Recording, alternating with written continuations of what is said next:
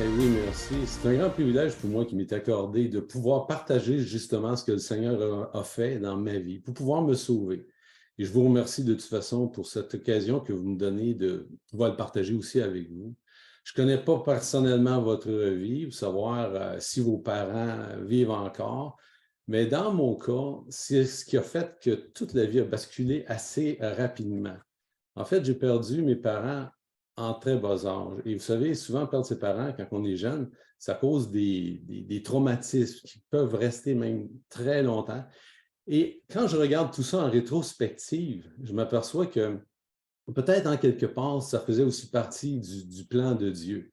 Je ne veux pas des fois aller jusqu'à penser que tout ce qui est arrivé à mes parents, c'était pour ça.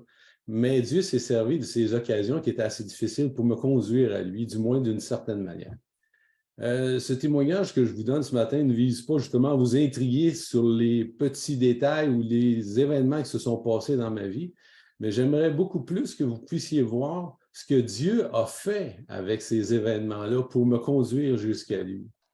Si on part déjà au départ dans ma jeunesse, ma mère est morte à l'âge de 30 ans et elle laissait derrière elle 4 enfants. Nous avions 2 ans, 3 ans, 4 ans et 6 ans. Fait que, donc, de 30 ans, tu décèdes, tu laisses 4 enfants derrière soi. Et en plus de ça, mon père avait 28 ans. Donc, lui, il se retrouve veuf avec ses 4 enfants. Donc, lui, il nous place à gauche, à droite. On a resté à différents endroits que, regardez, je ne pourrais même pas vous faire la liste. Il y a même des gens qui nous disaient hey, tu es déjà resté chez nous quand tu étais jeune. Je me disais ah oui, take a number, là, je ne sais pas, là, vous êtes le un parmi tant d'autres. Et effectivement, j'ai même de la misère des fois à tout placer dans le bon ordre. Entre l'âge de 4 ans que j'avais et 6 ans, l'âge que mon père est décédé. Donc, lui aussi est décédé à l'âge de 30 ans, 2 ans et une semaine après la mort de ma mère. Donc, on se retrouvait maintenant 4 orphelins. Et donc, perdre ses parents à l'âge de 6 ans, je suis devenu orphelin à l'âge de 6 ans, c'était assez solide. En fait, mon père, il est décédé le jour précédent son deuxième mariage. Il était supposé se marier le lendemain.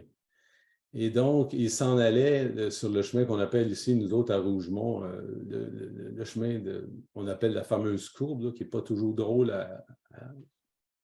surtout pour mon ami Jacques qui est avec nous. Dans cette courbe-là, qui était assez accentuée, il y avait un gars qui était sorti de l'hôtel à Richelieu, qui était le petit village pas tellement loin. Et c'était le soir d'Halloween, donc il en avait viré une cuite, comme on dit. Et il est arrivé dans cette courbe-là, n'a pas fait attention, il est allé frapper mon père de plein fouet. Et il y avait eu 5 morts dans l'accident, dont mon père, ma future belle-mère, qui allait de marier le lendemain, son père à elle, sa sœur à elle, puis une sœur à elle. Ils sont tous décédés. Il y a eu un survivant, ben, le gars qui les a frappés.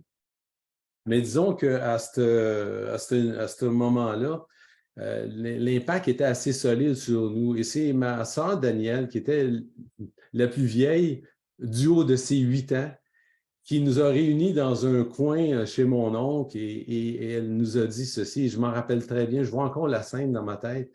Elle disait, on va s'en sortir, l'important, c'est qu'on reste toujours unis. Et vous dit, là, quand tu as 8 ans, là, quand tu entends ta sœur de 8 ans raconter ça, là, et mon espérance, là, c'était de m'accrocher après ma sœur. C'était elle qui était devenue comme ma petite mère à l'âge de 8 ans. Mais ce n'était pas réaliste. Et donc, qu'est-ce qui est arrivé par la suite? Évidemment, il y a eu tout ce qu'on appelle toute la panoplie de procès, d'examens de situation, de conseils de famille et tout ça. Il a été décidé que mes grands-parents maternels deviennent nos tuteurs. Donc, c'est ma grand-mère Godin qui, elle, rendue à l'âge de 58 ans, après en avoir élevé 12, et si je me souviens bien, elle en avait encore 3 à la maison, elle a décidé de nous prendre les 4. Donc, elle, ça lui fait 16 enfants qu'elle a élevés. Mais regardez, 58 ans, puis tu reprends le mandat, d'en prendre 4 et on a 4 ans, 5 ans, 6 ans, puis 8 ans. Méchant défi qu'elle a relevé. Moi, j'avais donc 52 ans de différence entre celle qui allait devenir ma mère. Parce que, dans le fond, sa mère, notre mère, c'est celle qui nous élève. Donc, c'est elle qui a pris la charge. Et elle, dans le fond, ce qu'elle se disait, c'est il faut absolument que je les rende autonomes au maximum. Il me reste combien de temps devant moi? Évidemment, on a des oncles et des tantes qui l'ont épaulé dans cette tâche-là. Je me rappelle que ma soeur Danielle, par exemple, est allée rester chez un autre de mes tantes. Et là, on était tous séparés. Mais j'ai appris avec le temps, puis avec l'expérience de ma grand-mère, les orphelins, on ne sépare pas ça. On était malheureux chacun de notre côté, ça se voyait. Donc, elle a décidé de nous rapatrier 3 des 4. On est donc retourné chez ma grand-mère et elle s'organisait pour disons, nous communiquer les meilleures valeurs possibles pour faire face à la vie, mais le plus rapidement possible. Mais il faut aussi placer un contexte. C'est un contexte très, très religieux. Ma grand-mère, c'était une personne extrêmement religieuse. Et puis, mon grand-père, de son côté, c'était un autre homme, tout à fait différent. Je vous en parlerai un petit peu plus tard. Mais je me rappelle que cette crainte de Dieu ou ces choses que ma grand-mère me parlait concernant Dieu et Jésus-Christ faisait un travail dans ma personne sans que je m'en sache, sans que je m'en rende compte tout le temps. Je me rappelle même, je pense que je devais avoir 10 ou 11 ans, je m'en allais à l'école et sur la rue La Fontaine, il y avait une clôture en fer forgé avec tous des petits ronds comme ça. Et moi, je prenais l'habitude de mettre mon doigt pour m'en aller dans mon parcours le long de la clôture. Puis je me rappelle très bien qu'à un moment donné, un très profond sentiment me traversait et ça disait tout simplement ceci: je ne mourrai pas. Je ne mourrai pas. Et à chaque fois que j'avançais, mon doigt, c'était comme je ne mourrai pas. Et je ne sais pas pourquoi, c'est resté dans ma tête cet événement-là. Et c'est beaucoup plus tard que je le comprendrai pourquoi. Je pense que le Seigneur, en quelque part, il travaillait mon petit cœur de petit bonhomme. Peut-être aussi pour m'encourager au travers le contexte assez difficile que je vivais. On a dû apprendre à travailler assez tôt. Donc, vers 11 ou 12 ans, je travaillais déjà dans les cultures, je partais travailler. À 14 ans, mon oncle avait un garage, puis donc, de 14 à 16 ans, je travaillais au garage, j'apprenais, disons, à gagner mon argent, à m'occuper d'une station-service. J'avais même les clés pour l'ouvrir à 14 ans, là. Et puis, j'ai travaillé jusqu'à 16 ans à cet endroit-là. 16 ans, je suis rentré dans un autre travail où là, j'avais encore plus de responsabilités. Mais au travers de tout ça, dans ces années de jeunesse-là, à l'intérieur de moi-même, il y avait une profonde révolte qui s'installait. C'était causé par ce qui s'était passé jusqu'à ce moment-là. Ce qui n'a pas aidé la situation, c'est que depuis mon adoption, mon grand-père, qui était le tuteur, comme je vous l'ai dit tantôt, de la succession, était un homme très violent à mon égard. Il a vécu lui-même la violence. Sa mère est décédée alors qu'il avait 4 ans. Il a été élevé par son père et sa tante. Mais sa tante, là, il n'a pas mené la vie facile. Mais malheureusement, il n'a pas été capable de briser ce moule-là, le moule de violence qu'il avait envers lui-même.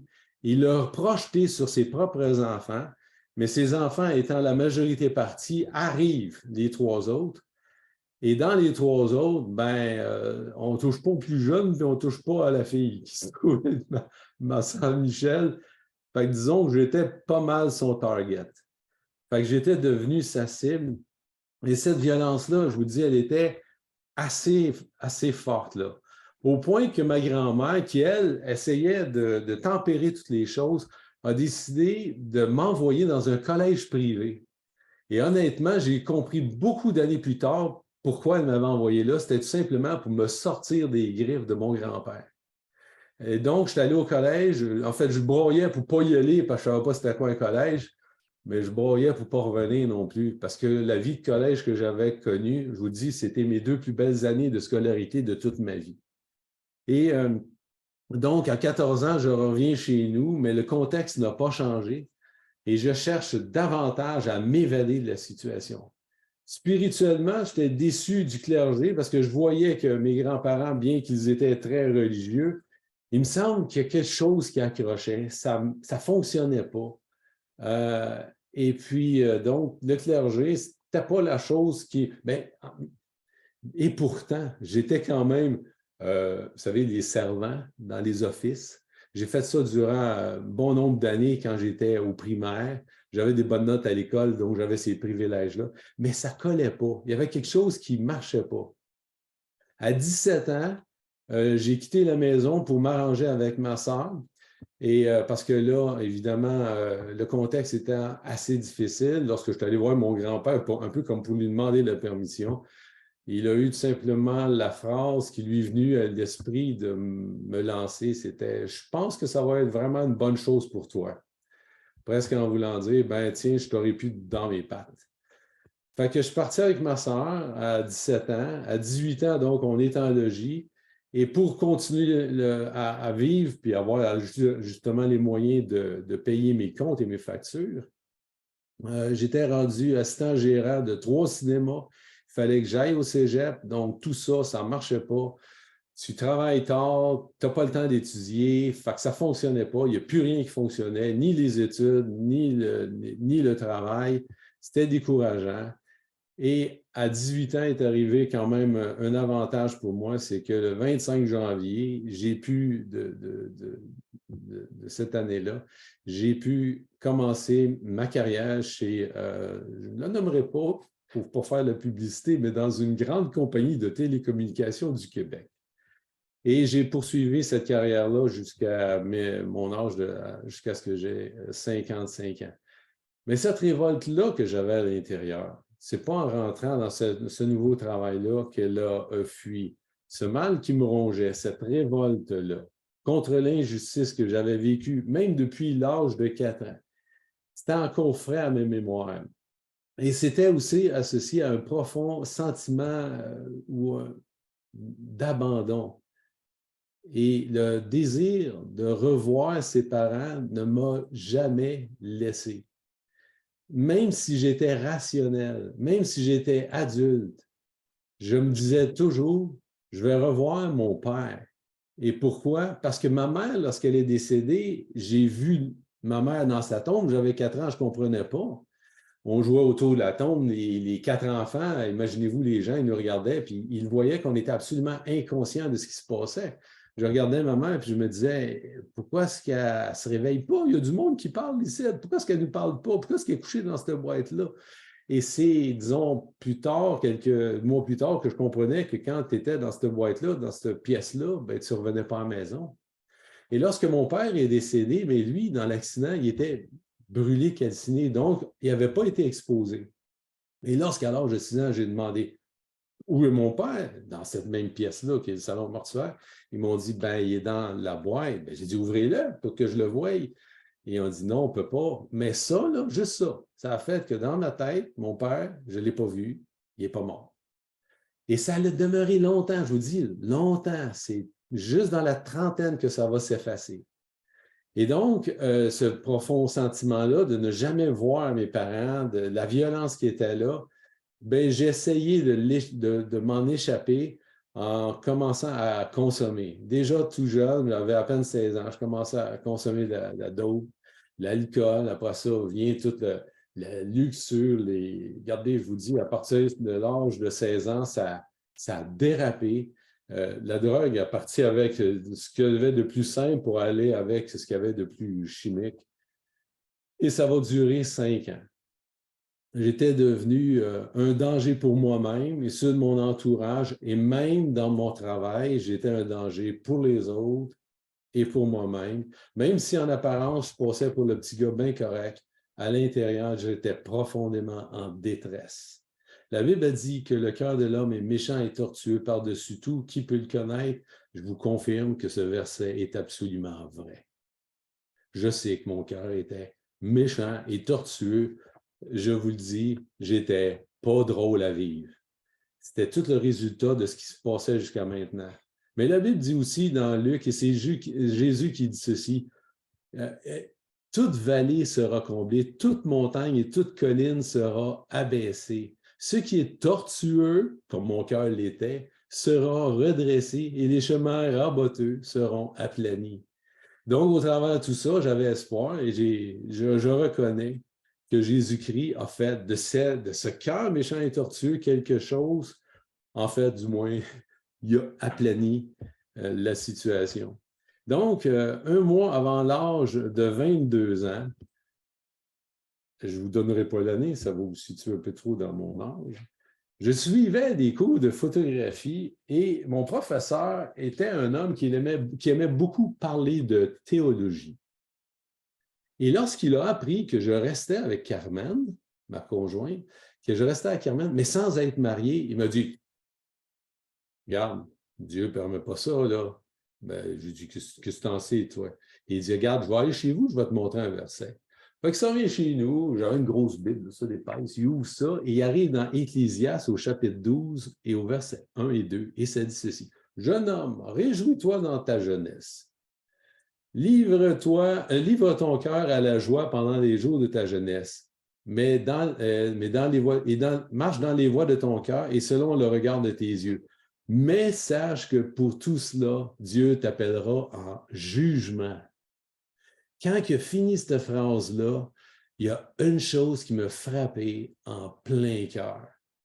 La crainte de Dieu. Et la crainte de Dieu, d'où ça venait ça? Ben, ma grand-mère, bien qu'elle soit très religieuse, elle nous avait enseigné à craindre Dieu. Et donc, cette crainte de Dieu que je laissais de côté et que je ne voulais rien savoir, je pense que c'est le Saint-Esprit en quelque part qui a fait « Tiens, mon Sylvain, drette là, drette dans le cœur. » La crainte de Dieu est arrivée. Et sur le champ, le soir même, j'ai dit à Carmen, un instant, on met les choses au clair. Ça, c'est ta chambre, ça, c'est ma chambre.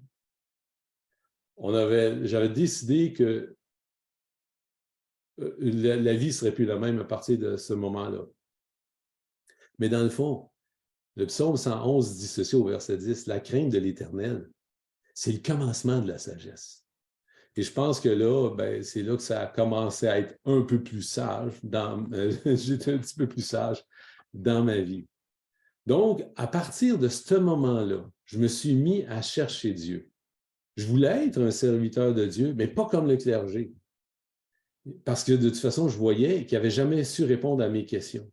Ma détresse d'alors devint un petit peu plus évidente à mes yeux. Mais Dieu dit aussi que si nous le cherchons du fond du cœur, il se laissera trouver. J'avais la crainte de Dieu, mais pas encore la sagesse d'aller le voir. Ma condition empirait jusque-là, mais dans ces jours-là qui ont suivi, j'ai crié à Dieu et je me rappelle très bien comment ça s'est passé. Je pleurais dans mon lit, là, pas à peu près, là. Je pleurais solide, là. Et là, j'ai supplié Dieu, je savais très bien et pertinemment, et je le disais à Dieu, que si je mourais ce soir-là, Dieu n'avait pas d'autre choix que de m'envoyer en enfer.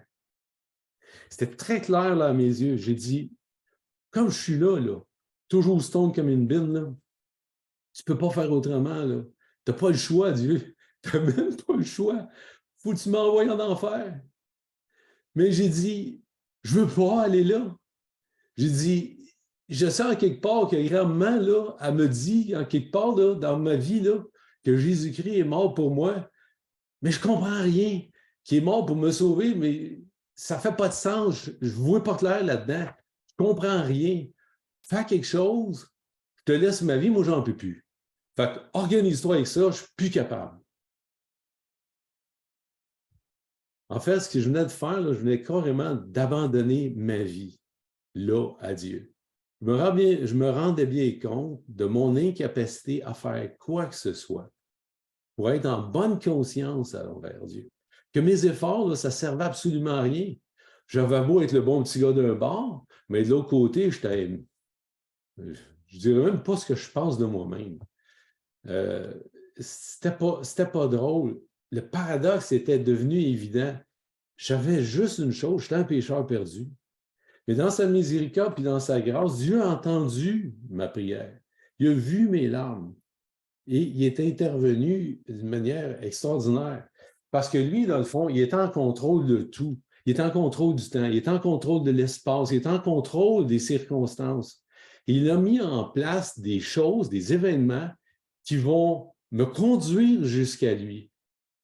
En fait, techniquement, là, de manière très précise, ce qui s'est passé, il m'a déplacé du département où je travaillais dans la compagnie. J'étais un installateur. Il m'a envoyé dans le département de la réparation des câbles, et pour dire que c'était impossible à faire, parce que normalement, tu n'allais pas là, de là à là, sans avoir été un réparateur de poste. Normalement, c'était la progression. Il m'envoie dans ce groupe-là, parce qu'il y a dans ce groupe-là un homme, il y en avait juste un là, dans tous les groupes, qui connaissait la Bible. Et en plus de ça, le boss de ce groupe-là, il me place dans son camion avec lui. Je n'ai pas d'affaires là, mais pas pantoute, je vous le dis.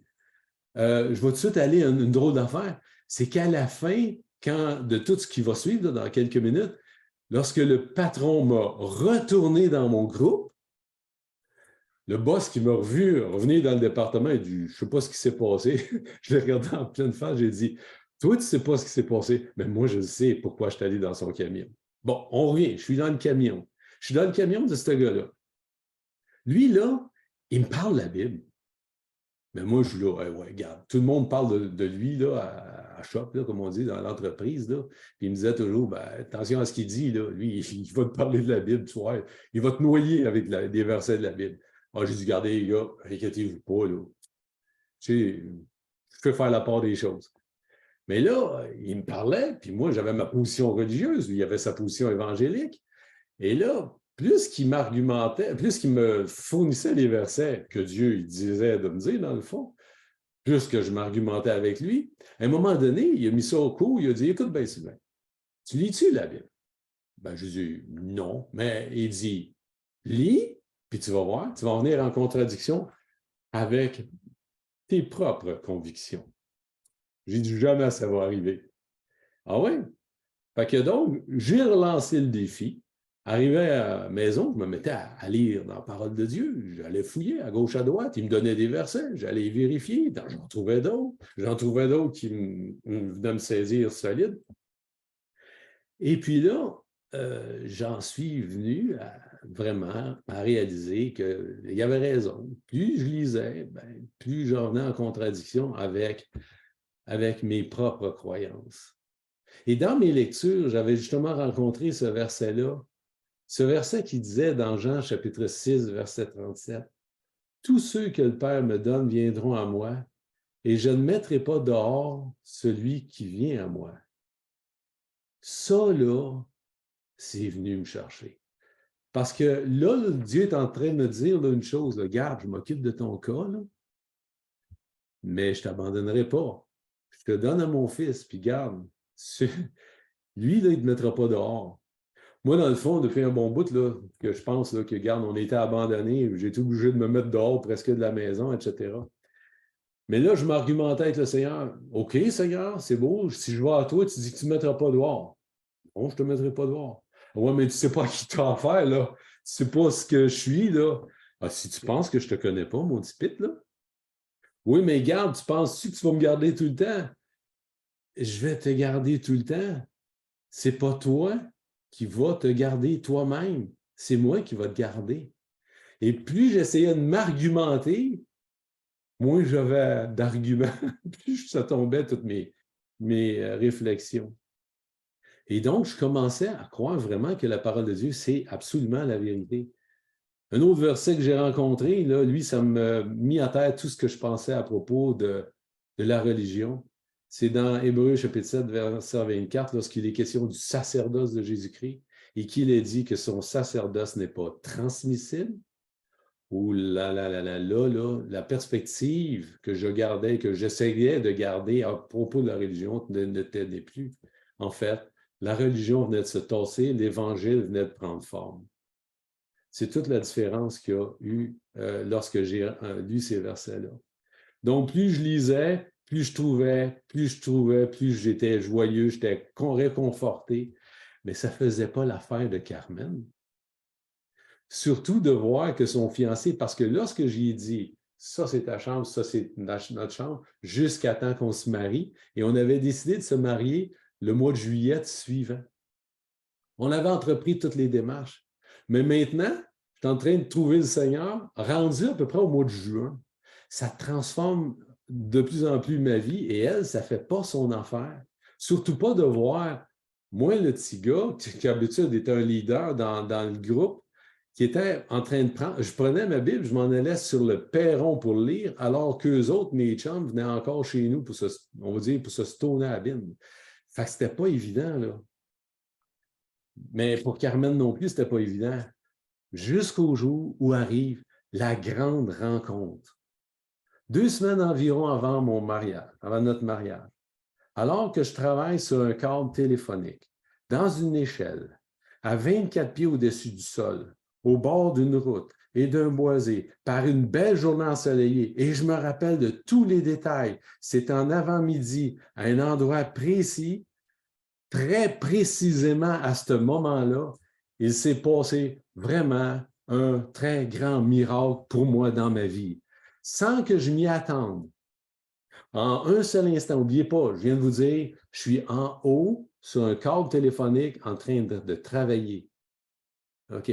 En un instant, je ne sais pas pourquoi, subitement, tout ce que je venais de lire dans les Écritures et que je trouvais que c'était bien, c'était bon, c'était utile, c'était correct, c'était la bonne voie, est devenu clair, mais très clair, au point que j'ai carrément arrêté. Et c'est comme si là, je regardais comme ça ma vie spirituelle et la parole de Dieu. Puis là, Dieu venait de me donner, regarde Sylvain, c'est ça. Je fais de toi mon enfant dans la mesure où tu crois ce que je te dis. Je suis descendu de l'échelle d'un seul coup. Et le gars qui est en bas, c'est le gars qui me parle de la Bible, là. J'étais avec lui, là. Je descends mon échelle et je dis, Daniel, j'ai tout compris, tout est clair. Je suis sauvé par la grâce de Dieu. Voici pourquoi. Paf, paf, paf, paf. La face m'a changé d'un seul coup. En fait, je me dis, c'est un peu mon Mont Sinaï. C'était comme devenu tellement clair. En fait, je vais le résumer de cette manière-là. Je suis monté comme un païen dans l'échelle, mais je suis redescendu chrétien. C'est ça qui est arrivé d'un seul coup. C'est l'Esprit de Dieu convainc. C'est lui qui fait le travail. C'est lui qui rend vivant la parole de Dieu et qui fait que ça devient clair à notre esprit. C'est pas parce que je le raisonnais. C'est parce que lui, il a pris la peine de transformer mon esprit. Et je vous dis, je suis descendu, puis je me rappelle, c'était à Knowlton, et à chaque fois que je passe devant ce poteau-là, pour moi, c'est mon lieu de rencontre avec Jésus-Christ. C'est là que j'ai connu. En fait, Dieu m'a accouché 50 de téléphone. Je suis devenu son enfant en haut d'une échelle. D'habitude, on commence en bas d'une échelle, mais moi, je suis au monde en haut de l'échelle. Et puis, c'est là que j'ai appris, par exemple, avec le temps, qu'il faudrait que je descende. Et puis ça, c'est la vie qui m'apprend à descendre un peu plus. Mais honnêtement, là, quand je suis descendu cette journée-là, c'était plus le même, mais absolument plus. Et c'est ça que j'aime me rappeler. Dieu m'a enfanté, je suis devenu son enfant, mais désolé de dire, mais en haut d'une échelle, c'est un cadre téléphonique. C'était là mon lieu de rencontre. En fait, pendant que j'étais en train de rétablir les communications à l'horizontale avec les personnes, Dieu a rétabli la ligne entre lui et moi. Et je vous dis, là, sa ligne était claire. C'est là que ça s'est passé. Relation, oui, on les répare avec les communications à l'horizontale, mais la relation à la verticale entre mon père et moi elle s'est réparée là. En fait, c'est là que j'avais compris que ce que je criais à Dieu depuis ma jeunesse, depuis ce que j'ai crié à Dieu dans mon lit, fais quelque chose, là, ben c'est là que ça s'est passé. Il a fait quelque chose, il m'a donné le goût de, premièrement, on va les mettre dans le bon ordre. Il m'a amené dans les situations qui étaient favorables pour que j'entende sa parole. Une fois que j'ai entendu sa parole, que j'ai été exposé, ça m'a remis en question. Et par la suite, je devais reconnaître que je me trompais. En fait, les deux étapes de ma conversion sont celles que tout le monde rencontre. La première, c'est la repentance. La repentance, c'est pas quand je broyais comme une madeleine dans mon lit, ou parce que j'avais de la peine pour ma situation, mon péché, c'est pas ça. La repentance, c'est changer d'idée. Quand j'ai changé d'idée à propos de ma vie, puis que j'ai vu que j'étais un pécheur qui était perdu, ça, c'est repentance, changer d'idée. Mais tu as beau changer d'idée, s'il ne se passe rien après avoir changé d'idée, ben, tu marches encore dans le mauvais chemin. Il est venu ensuite de ça la deuxième étape, la conversion. Mais la conversion, c'est quoi? C'est de changer de direction. Avant, je m'en allais contre Dieu, pensant que j'avais raison, j'étais bien correct, tout ça. Exposé à la parole de Dieu, je me suis aperçu que j'avais tort, repentance. Mais ça, la repentance, elle doit être suivie d'un changement de direction. À quoi ça sert à quelqu'un de s'en aller sur une route quand il dit « Hey, je suis posé m'en aller à Québec, mais regarde, les pancartes m'indiquent Montréal. Pas grave. Je sais que je suis posé aller à Québec, mais je m'en vais par là pareil. Regarde, je suis sur le chemin. » Non, à un moment donné, il faut que tu changes de direction, que tu t'en ailles vers Dieu, avec Dieu. Bien, cette conversion-là, là, c'est ça qui s'est passé quand je suis descendu de l'échelle. Je m'en allais à Dieu, Esther. Je m'en allais vers Dieu. Conversion, elle s'est passée là.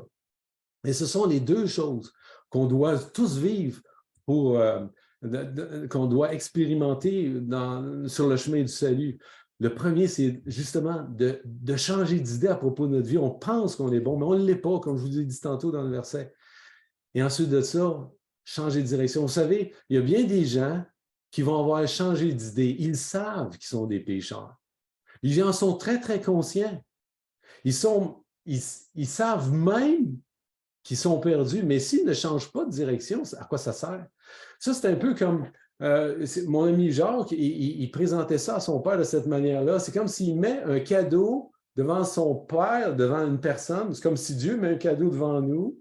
Ben non, d'une manière très concrète, tu mets un cadeau devant une personne sur une table, tu dis, garde, le cadeau, il est pour toi. Je te le donne, il est gratuit. Prends-le. Est-ce que tu crois que je peux te donner ça? Oh oui, je crois que tu peux me donner un cadeau. Ben, je l'ai d'en face, tu me donnes un cadeau. Oui, mais prends-le. Ben non, je ne suis pas assez bon pour le prendre. Je ne suis pas correct envers toi tout le temps, tout ça.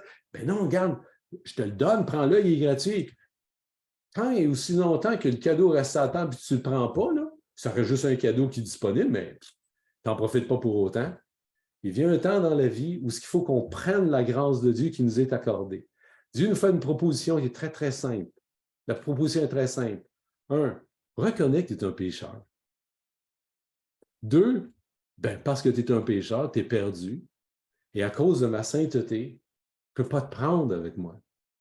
J'aime énormément, mais à cause de ma sainteté, rien d'un peu peut s'approcher de moi.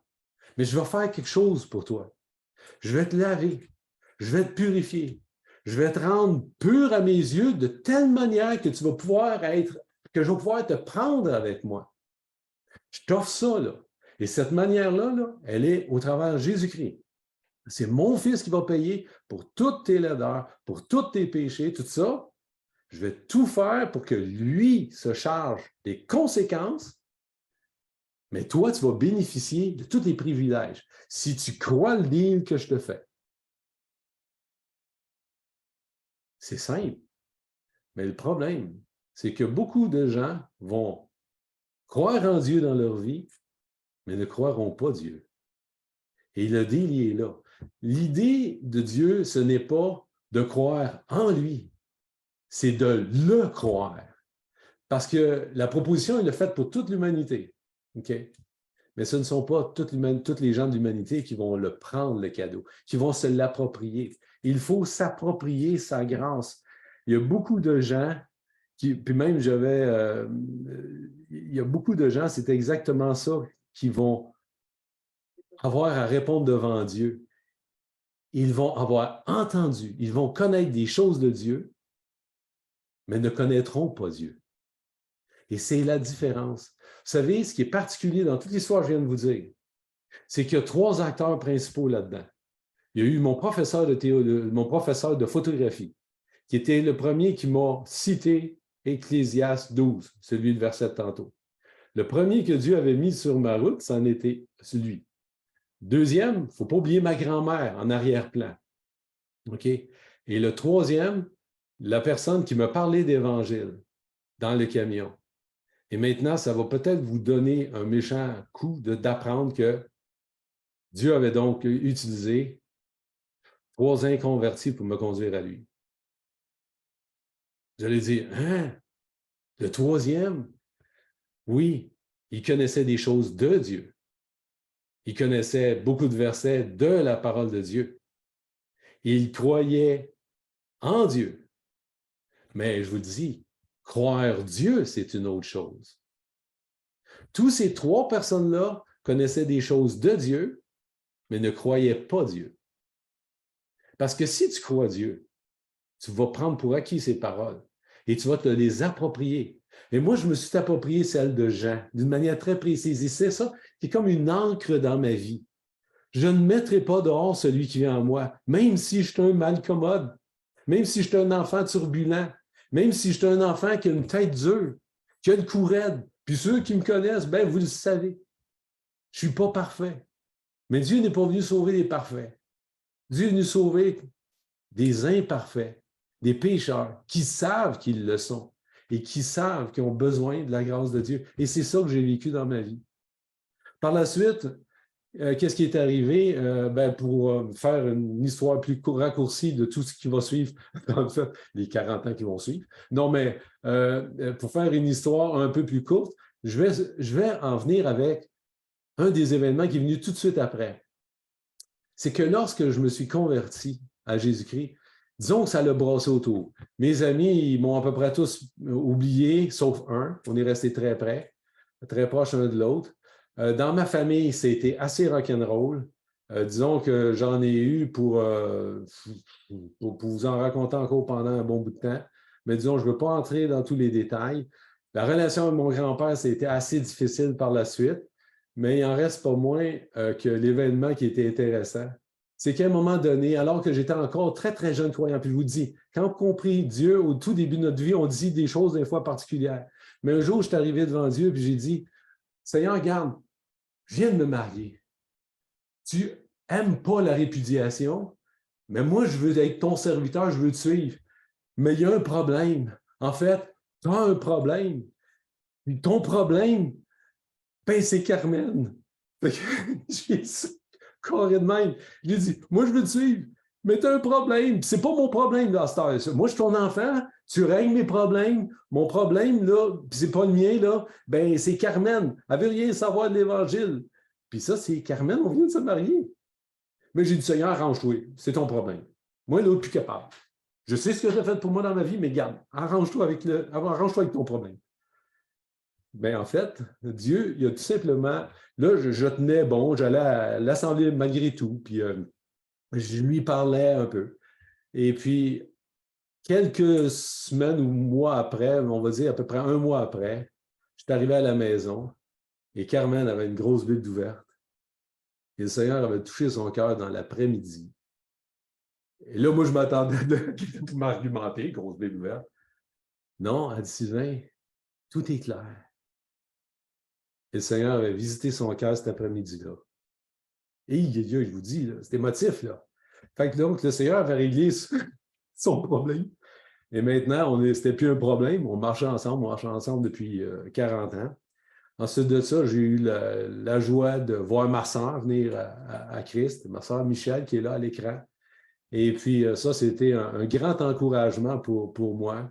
Et d'avoir aussi plus tard mon fils qui est venu à l'Évangile et puis qui marche dans le Seigneur, vraiment.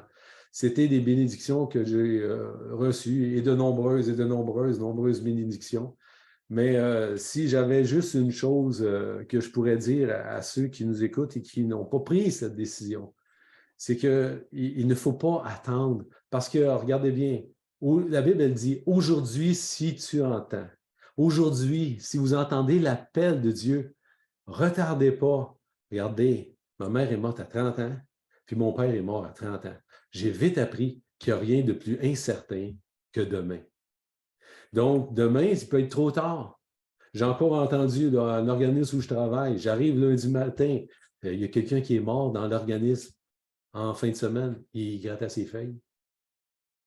Elle vous dit, là, demain, c'est incertain. Fait que si vous n'avez pas pris cette décision, peut-être que vous connaissez beaucoup de choses de Dieu. Peut-être que vous connaissez des choses à propos de Dieu. Mais ça ne sauve pas. Ça ne sauve pas. Ce qui sauve, c'est de s'approprier sa grâce.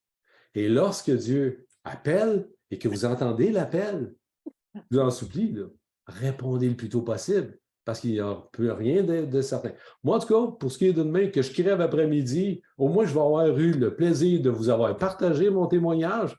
C'est encore parfait. Ça va être numéro 1, mais je ne m'en inquiète pas. Je sais que mon père m'attend et que dans le fond, même si je ne connais pas mon père, je connais encore plus mon père.